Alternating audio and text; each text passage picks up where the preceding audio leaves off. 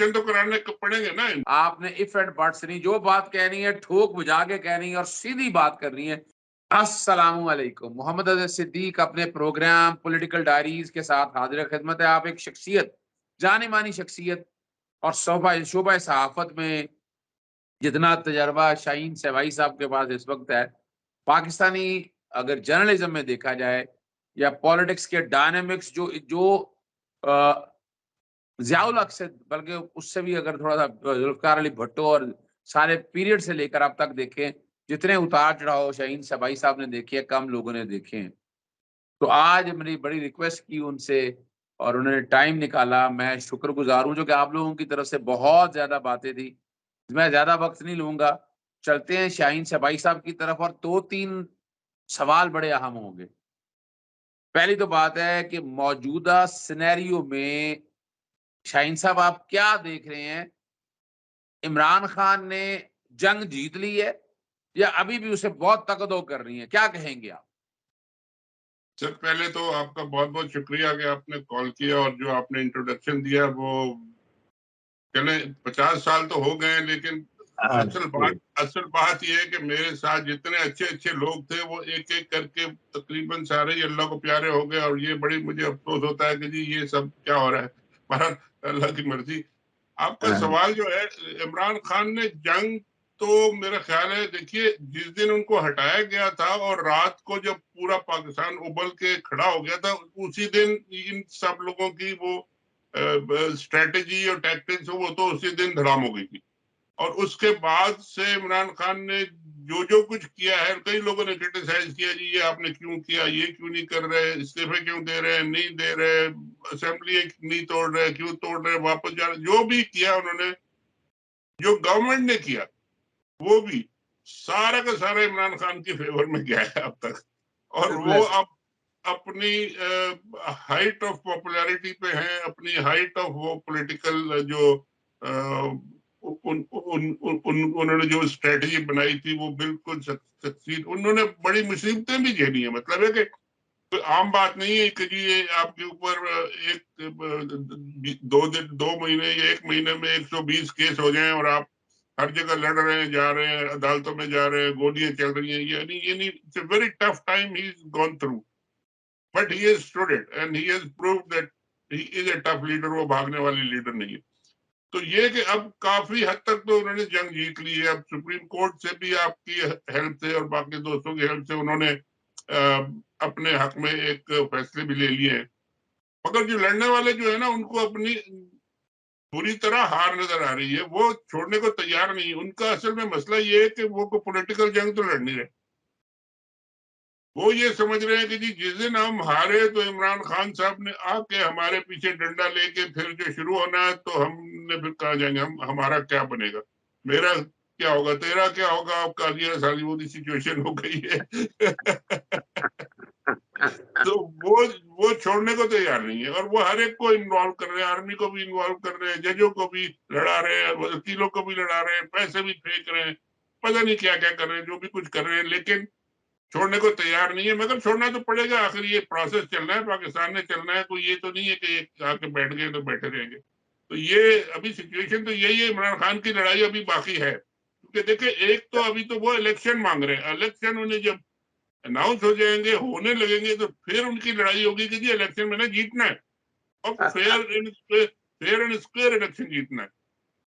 और वो जब मेरी ये बड़ी कोई 9 बजे से लेकर कोई 10:30 बजे तक लीगल टीम सबकी मुलाकात हुई, और वो बात जो आप कह रही है ना, वो कह रही है कि वो इलेक्शन नहीं करवाना चाहते और उसके लिए हर जायज नाजायज वो आपके बात पास ले तो रही है। ब्रेकिंग न्यूज आपके पास है सर, आप मिलके आए खान साहब से, तो वो क्या कह रहे हैं ये बताएं सर। बिल्कुल। अच्छा, अच्छा, वो इलेक्शन नहीं कराना चाहते, कोई भी नहीं कराना चाहता, और उसके लिए जजेस में तकसीम कर दी, जैसे 1997 में इसहाक सजाद अली शाह के दौर में की। लेकिन इमरान खान साहब इज फुली अवेयर, उन्हें पता है कि 90 दिन का जो कैप है वो तमाम जजेस को, और वो आज भी समझते हैं कि तमाम जजेस को आइन के साथ खड़ा होना चाहिए, उनकी जाती मसाइल अपनी जगह चलते रहें, और जो कुछ भी है जैसे काजी फाइसा के अगेंस्ट रेफरेंस वाला मामला, वो अपनी जगह पर मौजूद है। और इसमें अब अगली स्ट्रेटेजी, हम जो ये जो बिल और ये कानून जो बनाया है, इस कानून को विगरसली, बड़ा मेरी सख्ती के साथ हम चैलेंज कर रहे हैं, और इसमें सिर्फ हम नहीं कर रहे चैलेंज, पाकिस्तान तहरीक इंसाफ, इसमें सीनियर जर्नलिस्ट हैं, सिविल सोसाइटी के लोग हैं, सीनियर अपना वोकला हैं, वो सारे इस बात को, और एक फोकस है कि ये अपना इसको नोटिस होना चाहिए या नहीं होना चाहिए, इसको छोड़ के 90 दिन के मेरा तो अंदर ख्याल है सर जस्टिस फाइज ईसा साहब को भी इसमें शामिल होना चाहिए, क्योंकि अगर 2 महीने बाद उन्होंने बनना है तो ये तो फिर उनके हाथ पैर कट रहे हैं, वो ये मारे जाएंगे इस चक्कर में। उनको भी शामिल करें सर। नहीं, आपने बजा फरमाया है, बजा फरमाया, और यही चीजें सारी वहां पर रखकर और ये बातें सारी तरह की गई हैं, और इसमें बड़ा डिटर्मिनेशन है, और कोई जाति नहीं है, नहीं वो कहते जो भी इलेक्शन जीते हमें इससे कोई नहीं है। तो वो ग्राउंड वर्क तो नजर आ रहा है कि सारी की सारी सियासी जमातें भाग रही हैं, और वो कोई ऐसा डर्टी पॉलिटिक्स या इस तरह का, इमरान खान साहब बिल्कुल फेयर पॉलिटिक्स करना चाहते हैं, वो कह रहे हैं जो है ग्राउंड पे। और देखिए दूसरी बात देखिए, चले मैं आप ही से सवाल मैं करता हूं, आपने पाकिस्तानी तारीख में कोई ऐसी केयर टेकर गवर्नमेंट देखी है जो पीडी है, जो बाकायदे तौर पर वो उसी यानी उसी का आईना हो, ट्रांसफर, पोस्टिंग, अपना फंड्स की पर्चे दर्ज करना, हर काम वो किया है कि जो पीडीएम चाहती थी। तो आप क्या समझते हैं, अगर देखा जाए तो इमरान खान साहब के लिए तो लेवल प्लेइंग फील्ड नहीं है? ये बिल्कुल आप सही कह रहे हैं कि इस तरह की गवर्नमेंट तो, यानी बगल बच्चा गवर्नमेंट जिसे कहते हैं, वो तो कभी भी नहीं आई कि जी कोई सेठी साहब ने भी बहुत कुछ किया था, लेकिन सेठी साहब ने इस तरह के काम नहीं किए थे कि जी पकड़ धकड़ मारो पीटो टीयर गैस ये वो, यानी ये सब काम इंटरिम गवर्नमेंट के करने के नहीं है। और ये अब उन्होंने जो जिनको बिठा दिया लाके, वो बेचारों का कद इतना छोटा सा है, उनकी उम्र इतनी छोटी सी है, उनकी पॉलिटिकल कैरियर इतना छोटा सा है, जर्नलिस्टिक कैरियर इतना वीक है कि वो सिवाय डिक्टेशन लेने के और कुछ कर नहीं सकते। उसके अलावा उनके पास कोई कोई चारा ही नहीं है, वो नाम उनके लग गया है। अब जिन्होंने लगाया है उन्होंने भी सोच समझ के लगाया कि जी हमने इनसे जो काम लेना है तो इनको लगाओ, वरना और कोई आ गया तो वो कहेगा जी हम तो नहीं करते। जैसे अब केपीके में भी तो हो रहा है ना, वहां पे कम से कम एक कोई स्टैंड उन्होंने चीफ मिनिस्टर साहब ने लिया किसी न किसी इशू पे कि भाई ये गलत है। ये तो बेचारे बैठ गए आके बच्चे जमूरा, तो अब बैठे करे जाए, क्या करेंगे जी। मगर असल बात ये है कि इलेक्शन तो कराने पड़ेंगे ना इनको। नहीं, लेकिन इलेक्शन कराने के लिए तो ये भी था, ये देख रहे हैं ये फीते जाते हैं, ये इफ्ताह करते हैं। इसका शेख रशीद साहब की तरफ से मैंने अपॉइंटमेंट प्रोसेस चैलेंज किया, जो कि कॉन्स्टिट्यूशनल डिस्क्रिप्शन दी है, अदालत के आने की डिस्क्रिप्शन है, जो कि ये स्ट्रक्चर्ड होने का है नहीं। लेकिन मैंने बताया कि 4 नामों में से एक नाम चुना था, और सारे को पता था कि मोहसिन नकवी को चुना है पहले दिन से। और इलेक्शन अच्छा यहाँ अब जो ये बात चल रही है, बड़े दिनों बाद आप मैंने, और सवाल जवाब इतने सवाल हैं, प्रोग्राम छोटा पड़ जा रहा है। आप क्या देख रहे हैं कि यहाँ इलेक्शन कमीशन का काम साफ शफाफ इलेक्शन कराना है, और केयर टेकर यानी हरे को पता है पहले दिन से कि ये मोहसिन नकवी नहीं होना है, और इलेक्शन कमीशन उसी को तैनात करता है। अब यही नहीं रुकना, मैं आगे ले चलता हूँ आपको। अपना इलेक्शन कराने के हवाले से जिस तरह डिले करते रहे, वो जो गवर्नमेंट कहती रही वही लेकर चलते रहे कि जनाब हमने डेट नहीं देनी है, फिर आगे आ जाए। और वकील इसमें इरफान कादर कर लिया, इरफान कादर उन्हीं गवर्नमेंट का था आदमी। अगर मैं चौथा आपके सामने रखता हूं, तोशा खाना का केस है इमरान खान का, इस्तगासा चल रहा है, उसमें अमजद परवेज जो नवाज शरीफ का घर का वकील है, और वो सारे दोस्त हैं हमारे, वकील करने में कोई अर्ज नहीं है, मैं तो ये नहीं कह रहा।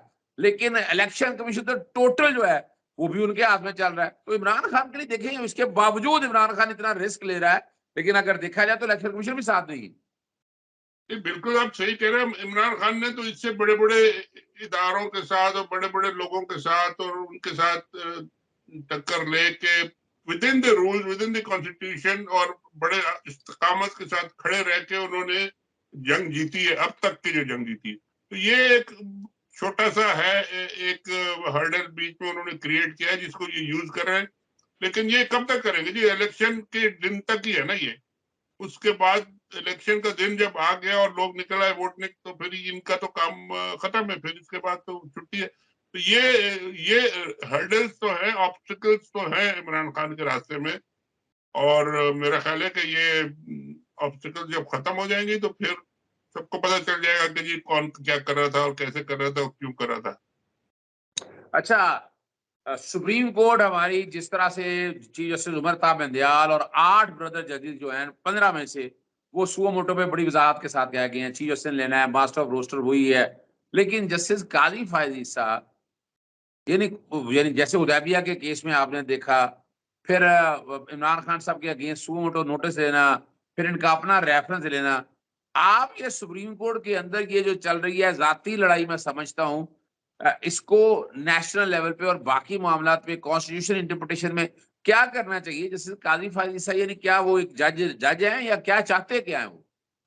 सर ये बड़ी अनफॉर्चुनेट बात है कि आपस के अंदर इंस्टीट्यूशन में लड़ाई हो जाए और इस तरह की पब्लिक लड़ाई हो जाए कि आप मीडिया में जाके और नोट पब्लिक लिखें और आप अंदर बैठ के ये फैसले करें। जी देखिए, यहाँ तो हम इनका तो लाइन ऑफ चेन ऑफ जो लाइन है वो तो बिल्कुल क्लियर है ना कि इतने डेट तक इस जस्टिस ने रहना है, उसके बाद फलाने दिन दूसरे ने आना है, फलाने उसके बाद तीसरे ने आना है।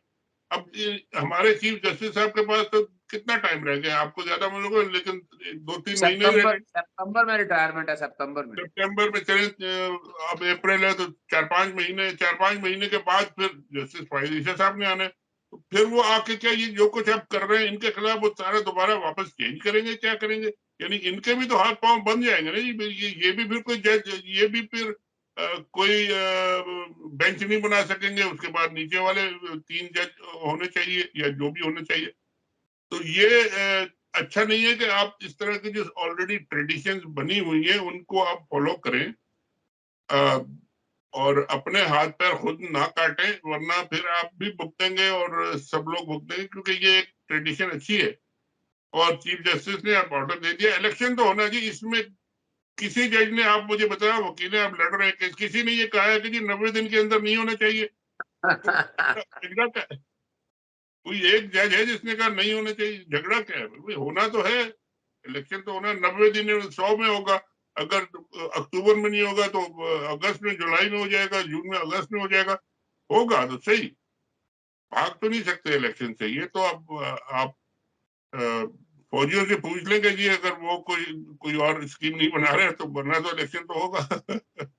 अच्छा चलें, मैं जमहूरी कुव्वतें 13 की 13 सियासी जमातें जो हैं, ये डिक्टेटर का एक, यानी ये वो लोग हैं जो कहते थे हम एंटी एस्टैब्लिशमेंट हैं, लेकिन इस वक्त हमने देखा कि वो एस्टैब्लिशमेंट के साथ खेल रहे हैं। मुझे हैरानगी हुई, एएनपी जिसकी कोई सीटें नहीं है, वो इस्तीफा मांगते फिर रहे हैं चीफ जस्टिस से कि मैं आके चढ़ाई शुरू कर दूंगा, ना शर्म या हया। और उन लोगों को, यानी ये मुंह और मसूर की दाल की बातें अगर कहा जाए तो उन्हीं लोगों के लिए बनी है। आप क्या समझते हैं ये 13 सियासी जमातें इस मुल्क में अनार, और आपने देख लिया, आप, मुझे याद है ऑपरेशन रजीम चेंज के दिनों में आप कहा करते थे इस मुल्क की इकोनॉमी तबाह हो जानी है, डॉलर पकड़ाने जाना, ये सारा कुछ आपके रिकॉर्ड की चीजें हैं। अब आखिर में आप इसको सम अप करके क्या कहते हैं कि ये 13 सियासी जमातों ने इस मुल्क के साथ क्या किया?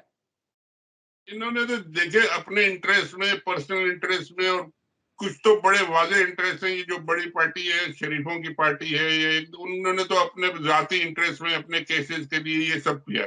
बाकी मौलाना साहब ने अपने फैमिली के लिए कुछ सीटें वीटें ले ली, कुछ नौकरियां वोकरियां ले ली, उन्होंने भी ये किया। पीपल्स पार्टी तो बड़े आराम से बैठी है, कभी साथ हो जाते हैं, कभी अलग हो जाते हैं, कभी पीडीएम का हिस्सा भी है, पीडीएम का हिस्सा नहीं भी है, हुकूमत का हिस्सा भी है, नहीं भी है। वो तो एक इधर उधर खेल रहे हैं और अपना, उनका जो खाता वहां खुला हुआ है वो खाता चल रहा है, उनको कोई फिक्र नहीं है। ये जिस दिन इलेक्शन की अनाउंसमेंट हो गई ना, तो ये फिर इस तरह भागेंगे ये, वो जैसे कहते हैं ना जी, आपने you throw a rat cat वो फिर सब हरे करे अपनी तरफ भागेगा कि अब मैंने अपना क्या करना है। तो उससे बचने के लिए ये कर रहे हैं। तो 1 आध महीना, 2 महीने अगर ये आप बचा भी नहीं अपने आप को, ये डिले कर दें, कितनी देर बचाएंगे जी? कहाँ तक आप जाएंगे? कब तक आप भागेंगे? कब तक किसके पीछे छुपेंगे? आके बंदूकों के पीछे छुपेंगे, टीयर गैस के पीछे छुपेंगे, किसके पीछे छुपेंगे? ये अल्टीमेटली इन्होंने करना है। और मुझे अफसोस की बात यह है कि पीपल्स पार्टी जैसी एक जमहूरी पार्टी जिनकी इतनी स्ट्रगल है, और उनके साथ मौलाना साहब की भी कई जगह पे स्ट्रगल है, उन्होंने भी इनके साथ मिलकर काम किया, और बाकी पार्टीज भी हैं, बलूचिस्तान के लोग हैं, उन्होंने भी बड़ी स्ट्रगल की है जमहूरियत के लिए। और ये सब मिल के कर रहे हैं। और क्या मकसद क्या है जी? 1 महीना इलेक्शन डिले हो जाए, 2 महीने इलेक्शन डिले हो जाए, उसके बाद फिर वही उसी जगह पे आके खड़े हो जाएंगे। तो ये इनको समझ आना चाहिए, पॉलिटिकल लीडरशिप हमारी जो है ना, वो मेच्योरिटी शो नहीं कर रही बिल्कुल। ये एक सालिम बात हो रही है, और अगर उन्होंने मेच्योरिटी शो ना की तो नुकसान भी फिर पॉलिटिकल लीडरशिप का ही होगा सर। आखिर में आप मौजूदा हालात में इमरान खान साहब के लिए क्या मशवरा देते हैं? और क्या आप समझते हैं कि एस्टेब्लिशमेंट के साथ लड़ाई लड़ के वो मकासद हासिल होंगे, या क्या करना चाहिए? क्या सजेस्ट करते हैं? इमरान खान साहब ने अब तक लड़ाई जो लड़ी है मेरे ख्याल में बहुत बिल्कुल ठीक लड़ी है। अपने उनको असल में तो उनका डिटर्मिनेशन जो है ना वो और हार नहीं मानना, वो कई दफा कहते भी हैं कि जी हार उस वक्त तक नहीं होती जब तक मैं खुद हार ना मानूं। तो वो हार नहीं मानना वाली जो पॉलिसी है वो बिल्कुल ठीक है। अब स्टेब्लिशमेंट से लड़ाई करके कैसे कोई गवर्नमेंट चला सकता है सर, ये सोचने की बात है। अगर वो मेजोरिटी लेके आते हैं तो पहला काम उनका ये होगा कि जी उनको बिठाएं, एस्टेब्लिशमेंट वालों को, फौज को, आपने आपकी क्या नीड्स हैं, आपके क्या आपने करना है, क्या सिक्योरिटी है, क्या दहशतगर्दी की सिचुएशन है, क्या इकोनॉमी की सिचुएशन है, उसमें क्या करना है, कितने पैसे आपको। उन्होंने तो बैठना ही बैठना है साथ, ये सब ने मिलकर चलना है। तो उनकी लड़ाई कोई पर्सनल मेरा ख्याल है लड़ाई, वो अगर कोई ऐसा इंप्रेशन भी है उसको उनको क्लियर करना चाहिए। उनको ये कहना चाहिए कि जी हम खुल के बैठ के आए, बात करने को तैयार है। वो कई जगह कह भी चुके हैं, लेकिन ये लोग भागते हैं, नहीं आते, बात ही नहीं करनी चाहते। तो वो कहते हैं कि जी उनको कहना चाहिए आए, बैठे, बात करें, डिस्कस करें। अब तो टाइम ही नहीं है डिस्कस करने का, अब तो डेट तय करनी है आपने, तो आ जाए बस। और क्या करेंगे, कर लें डेट आके, जो डेट तय करनी है। थैंक नहीं, यू सर। बहुत शुक्रिया शाहीन से भाई साहब। अब देखे ना, यही फ़र्क है एक सीज़न्ड जर्नलिस्ट का और तजर्बाकार का। आपने इफ एंड बट्स नहीं, जो बात कहनी है ठोक बजा के कहनी है और सीधी बात करनी है, और आपने वही बात सारी कर दी है। अल्लाह ताला आपको ज़िंदगी और सेहत दे। मैं कभी-कभी तकलीफ दे दिया करूँगा, कोई बिल्कुल यानी जरूर बात। यानी कम से कम एक इतवार वाले दिन ही, संडे वाले दिन ही कोई एक प्रोग्राम आपके साथ हफ्ते में हो जाया सर करेंगे। आपको, बिल्कुल। आपका फिर दोबारा शुक्रिया अदा करता हूँ। मैंने पहले तो ऑफ द रिकॉर्ड किया था, ऑन द रिकॉर्ड करता हूँ कि आप जो लड़ाई लड़ रहे हैं ना वो हम आप सबको सलाम करते हैं sir. Thank you so much. Sir बहुत शुक्रिया जी। अस्सलाम वालेकुम, अल्लाह हाफ़िज़, पाकिस्तान ज़िंदाबाद।